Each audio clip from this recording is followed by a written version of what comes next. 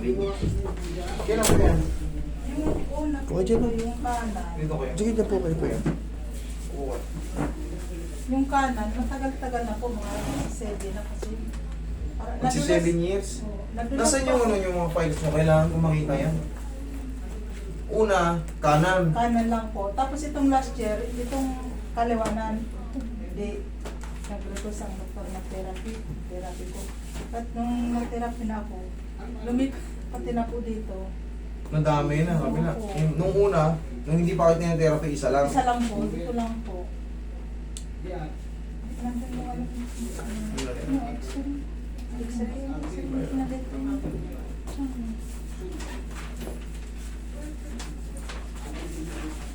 Nung una, isa lang. Ngayon, dalawa na.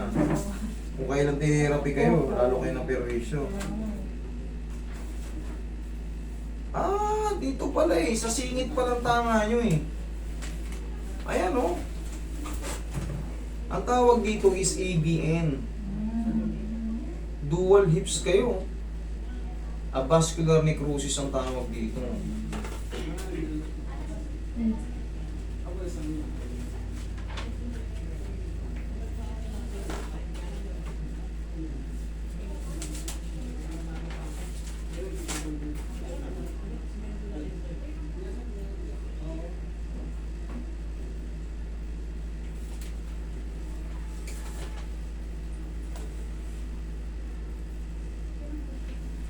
Bakit yung pinacheck nyo, hindi yung tumutugma? Katulad yan, dito sa thoracic kayo nagpa-check.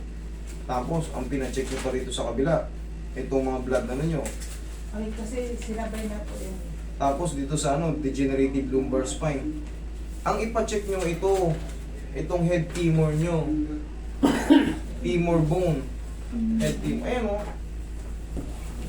Yung, kaya lalo kayo nagagastusan kasi mali yung napapaano nyo. Papagamatan. Oo, mali yung itinuturo nyong masakit.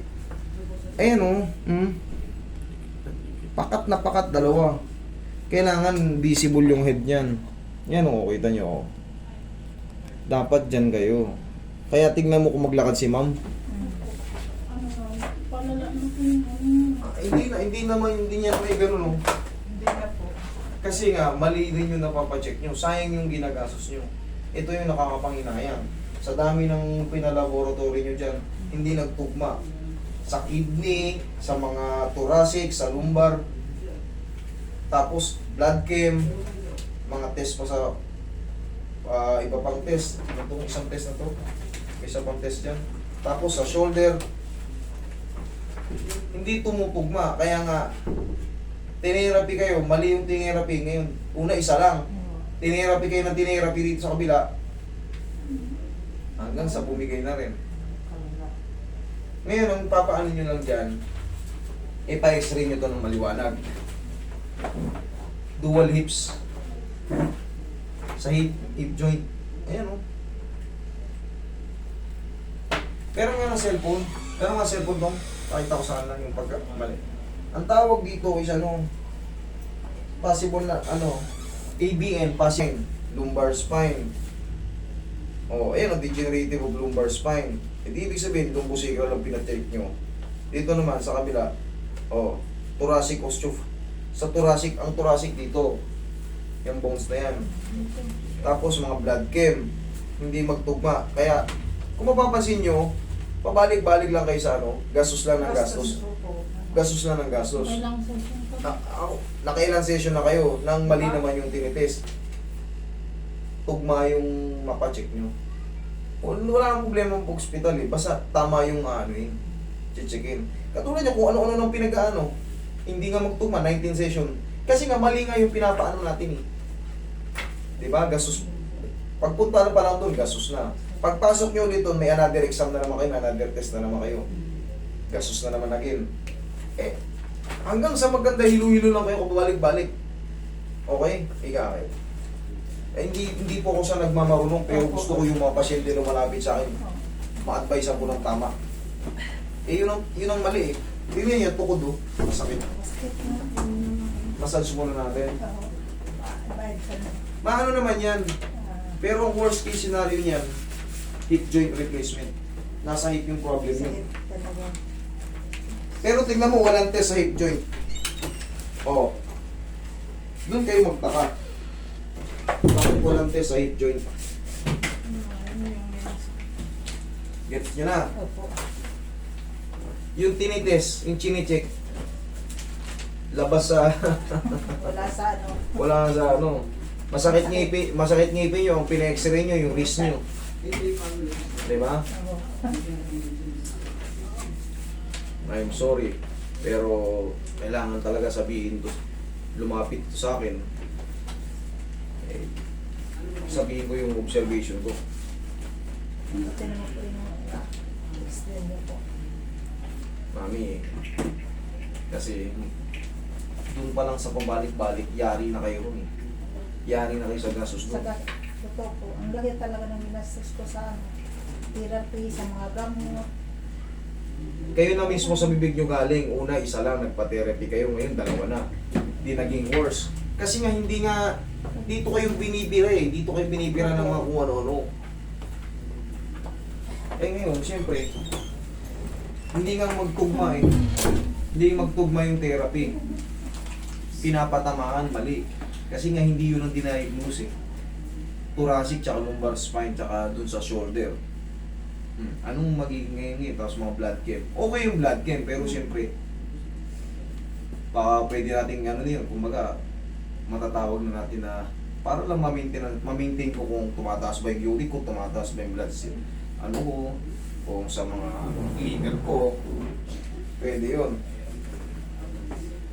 Pero sa another pang ano, ayun, let's go. Oh, relax na mamaya.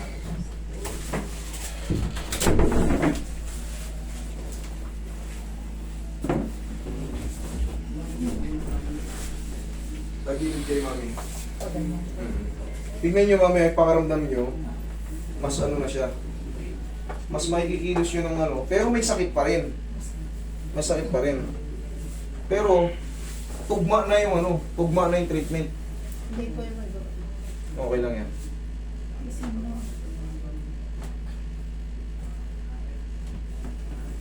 Dapa kayo. Tapos mo ba yung mukha niya sa bukas? Okay. Teka lang, kumalagay. Sige, nandito. Pag nalaglag naman kanyang pababa. Shit, yung mga. Sige, Sakto mo yung mukha niya sa bukas.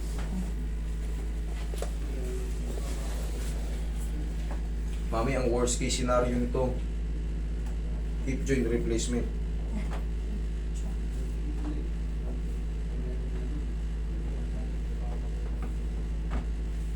Sarap. Yan ang patamaan talaga.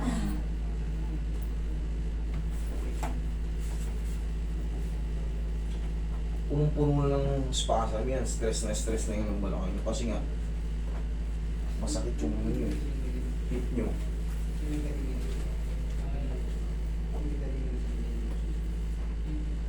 Bilis lang ha. Sige.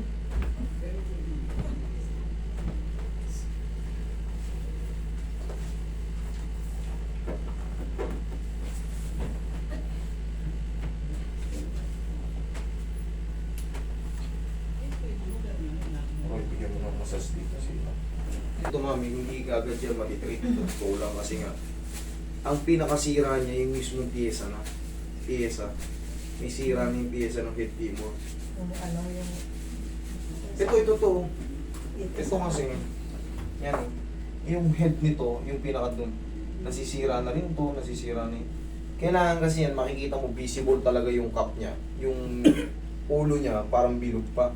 Sa inyo, yung mga acetibular niya, tsaka head femur, pud-pud na, nakapakat na, parang arthritis na. Yun ang tawag doon is avascular necrosis. Pero ang sagot dyan, kahit pa paano, para guminawa siya, ganyan-ganyan yun lang. Huwag yung lalakasan, no? Parang yayanigin nyo lang siya. Tapos aplosan nyo ng pau. Kung nangangalay na yung buong balakang nyo, nangangalay nyo. Oh. Pansinin mo, hindi ka makalatag ng ayos kanina. Oo. Tignan mo yun, lapat na lapat.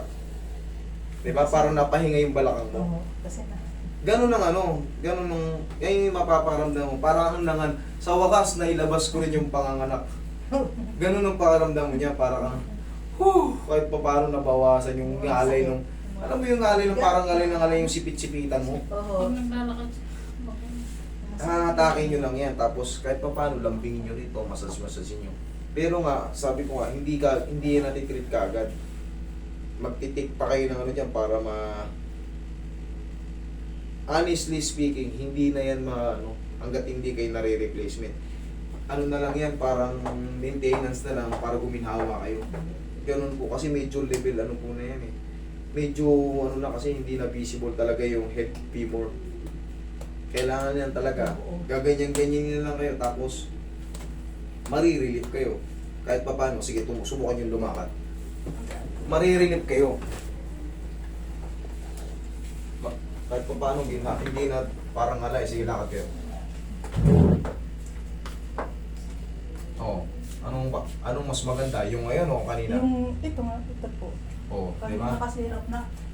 Yung parang ngalay lang, parang Parang parang nandyan na yung bata eh. Nakalahati na pero hindi mo pwedeng ilabas. Ngayon, Hindi man siya ano, kaya daw. Pag naglakad ba ako, parang yung wala na kasi yung dulas ng yung dulas ng head femur. Pero at least ngayon, naintindihan nyo na kung ano yung tama nyo. Kaysa naman yung mga nag-test kayo ng kung ano-ano, 19 session pa na mali sila ah. Pero, Mali talaga. dun sa mali yung lumabas eh. Hindi ako nagmamagaling pero mali talaga yung mali yung naitis eh. Kung ano-ano yung naitis eh. Siyempre, kawawa naman. Eh, paano kung walang kaya rin yung Oo. pabalik-balik lang, sayang lang talaga yung pera. Diba? Parang Mami, ang lumalala exercise nyo yan, di baling masaktan kayo na paunti-unti, kumapit kayo sa ganyan. Tutuhurin nyo yung hangin. Pero kita mo ngayon, parang nakawala eh. Parang na ano. Oo? Oo. Ayan, diretso na, lakad na lang problema. Ito na lang, parang may ano talaga to. Mm-hmm. Kanina hirap talaga kung parang gan. Oh, di ba? Ayun, maraming salamat. Eh, kahit pa paano, na-treat kayo. Pa-check nyo yung nyo kung gano'n nakalala yan. Okay? Matagal ko na sila inaano dito kasi